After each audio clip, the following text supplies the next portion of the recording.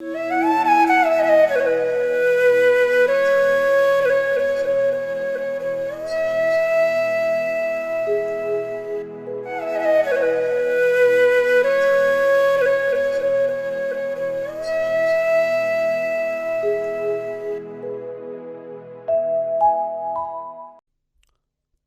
मोटे मोटे रूप में कहा जाए और सुख की अगर बात की जाए तो सुख केवल मन से उत्पन्न होता है। भौतिक चीज़ों से या जो हमारी बाहरी सुख सुविधा है उससे सुख की प्राप्ति नहीं हो सकती। तो पूर्व जन्म और कर्म फल की बात भले ही ना करें, लेकिन हम एक दूसरे के साथ करुणा और प्रेम की बात है, वो महत्वपूर्ण बात होती है। तो मनुष्य का स्वभाव कैसा है उसे जानना चाहिए। तो जैसे जन्म के बाद 3-4 महीने का जो बच्चा होता है, जो अच्छे तरीके से बात भी नहीं कर सकता हो, तो उन बच्चों के लिए कार्टून जो बनाए गए हैं मैंने भी उसे देखा। तो उस कार्टून में छोटे छोटे बच्चे एक दूसरे से प्रेम कर रहे हैं या खेल रहे हैं। और दूसरे कार्टून में ऐसा बनाया गया जिसमें दो बच्चे एक दूसरे को पसंद नहीं कर रहे हैं, झगड़ा कर रहे हैं। तो जो छोटे छोटे बच्चे हैं, जब वो उस कार्टून को देखते हैं, तो जिस कार्टून में बच्चे प्रेम दिखा रहे हैं या एक दूसरे के साथ खेल रहे हैं, तो इस तरीके के कार्टून को जो 2-3 महीने के जो बच्चे हैं वो इसे पसंद करते हैं। वो बच्चे उस कार्टून को देखकर मुस्कुराते हैं, उस कार्टून के प्रति एक लगाव पैदा करते हैं। लेकिन दूसरे कार्टून में जिसमें झगड़ा करते हुए दिखाया गया है, तो ऐसे कार्टून को जब बच्चे देखते हैं तो उसमें बच्चे अरुचि पैदा करते हैं। तो इस प्रकार से अगर देखा जाए तो शुरुआत तौर पर ही हम प्रेम और करुणा को चाहने वाले होते हैं। ऐसी चीज़ों को हम पसंद करते हैं, और अगर हम नापसंद वाली हम अपनी अभिव्यक्ति दिखाते हैं या चेहरा बनाते हैं, तो उससे हमारे अंदर बुरा आभास होता है। तो मनुष्य को प्रेम और करुणा की व्याख्या अच्छे से करनी चाहिए, और जो उसका मूल है उसे अच्छे से समझना चाहिए। क्योंकि हमारे अंदर प्रेम और करुणा का जो बीज है वो हमेशा उत्पन्न होता है। तो उसके साथ अपनी प्रज्ञा का प्रयोग करते हुए हमारे परिवार समाज में सुख उत्पन्न हो सके, देश में फिर दुनिया में किस तरह से सुख शांति प्राप्त हो सके, इस बारे में सोच विचार करना चाहिए।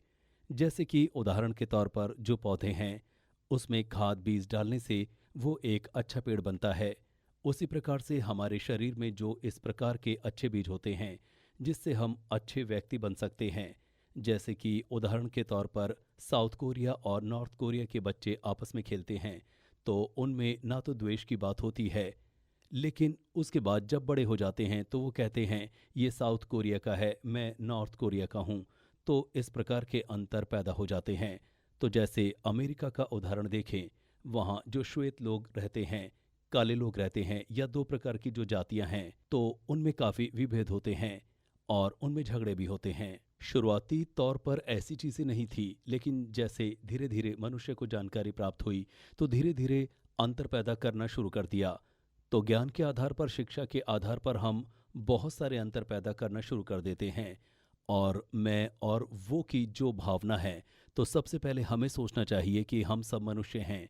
मान लीजिए कहीं एक्सीडेंट हो जाता है, तो उस समय जब कोई मनुष्य मिलता है जो हम मदद के लिए बोलते हैं तो वो मदद करता है।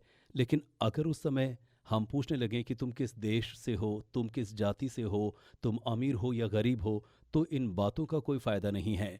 जब हम बड़े हो जाते हैं तो हम पूछते हैं वो उस देश से है या वो अमीर है या गरीब है, तो फिर हमारे मन में उसके प्रति एक अजीब से प्रकार की छाप बन जाती है। हमारी जो शिक्षा पद्धति है या शिक्षा देने का जो तरीका है, तो उसमें सोच विचार अच्छे तरीके से करना चाहिए। अगर उस शिक्षा पद्धति में हम अच्छे व्यवहार के बारे में बात करें या शिक्षा को रखें तो ज़्यादा लाभ होगा। तो आधुनिक शिक्षा के साथ साथ प्रेम करना या ऐसी शिक्षाएं अगर दें तो इस दुनिया में शांति स्थापित हो सकती है। तो इसलिए जो प्रेम सुख की जो बात है, तो जो हमारा परम सुख है वो ज़्यादा महत्वपूर्ण होता है। तो इस प्रकार के सुख प्राप्त करने के लिए तरीका क्या है? इस प्रकार के सुख प्राप्त करने के लिए हमें विश्वास और श्रद्धा की आवश्यकता होती है, ज्ञान और श्रद्धा की ज़रूरत होती है। तो श्रद्धा भी एक कार्य के अंदर होना चाहिए, स्पष्ट श्रद्धा होनी चाहिए। तो जैसे ही हमारे अंदर सत्य श्रद्धा हो तो उसे और बढ़ाना चाहिए। अगर हम चित्त को अंत और शुरू नहीं मानेंगे और इन वजह से ऐसा मानना पड़ेगा कि बिना किसी हेतु से उत्पन्न होते हैं, तो अगर कोई चीज़ बिना किसी हेतु से उत्पन्न होती है, ऐसा हम मान्यता देंगे और अगर हमारे चित्त में अगर प्रयत्न किया जा सके, उसमें कुछ चीज़ें डाल दी जा सकें, वैज्ञानिक तरीके से हमारे चित्त से क्रोध, घृणा इत्यादि को निकाल दिया जाए या वैज्ञानिक लोग या डॉक्टर लोग ऐसा कर सकें तो बहुत अच्छी बात है। लेकिन ये असंभव है, संभव नहीं होता। कुछ डॉक्टर लोग ऐसा कहते हैं कि अगर कोई बीमारी हो तो थोड़ा रिलैक्स करना चाहिए। तो उसका मतलब ये है कि अपने मन को शांत रखो। तो रिलैक्स का मतलब ये नहीं है कि आप वहाँ लेटे हुए हैं और अपने मन में बहुत सारे सोच विचार कर रहे हैं। तो ये कोई रिलैक्स नहीं होता है। रिलैक्स का मतलब होता है कि हमारी जो घृणा है, क्रोध, मोह, लोभ, दोष इत्यादि से हटकर अपने मन में अच्छे सोच विचार रखना। तो अगर हमारे मन में प्रेम करना है तो निश्चित रूप से आराम होगा, और अगर हमारे मन में क्रोध है तो आराम नहीं हो सकता। तो ज़्यादातर क्रोध, दुविधाएं हमें डर की वजह से उत्पन्न होती हैं, और ये तभी होता है जब हम अपने आप को बहुत ज़्यादा महत्वपूर्ण मानते हैं। तो मैं की भावना को कम करके हम करने की जो भावना है उसे पैदा करना चाहिए। मनुष्य सामाजिक प्राणी है, समाज पर निर्भर होता है, और ऐसा सोच विचार रखना चाहिए कि हम अगर सुख की कामना करते हैं तो दूसरा भी सुख की कामना करता है। और केवल हम अपने बारे में सोचते रहेंगे तो कोई अच्छी बात नहीं है, और केवल अपने बारे में सोचेंगे तो अच्छे सामाजिक प्राणी आप नहीं बन सकते। तो खासकर हमारे चित्त के आधार पर कर्म या फल की बात हो या फिर पूर्व जन्म की बात हो तो इसके बारे में जांच विचार करना चाहिए। जो लोग अपने पूर्वजों को याद रखने वाले लोग हैं वो ऐसे उदाहरण हैं, और इनके आधार पर कह सकते हैं कि पूर्व जन्म होता है। तो ये केवल ऐसी मान्यता नहीं है, उनके हेतुओं को, उनकी वजहों को जानना चाहिए। तो ऐसे केवल लोग झूठ बोल रहे हैं ऐसी बात नहीं है। तो बहुत सारे हेतुओं से उन्होंने उसे सिद्ध किया है, इसलिए उसे सत्य माना जाता है।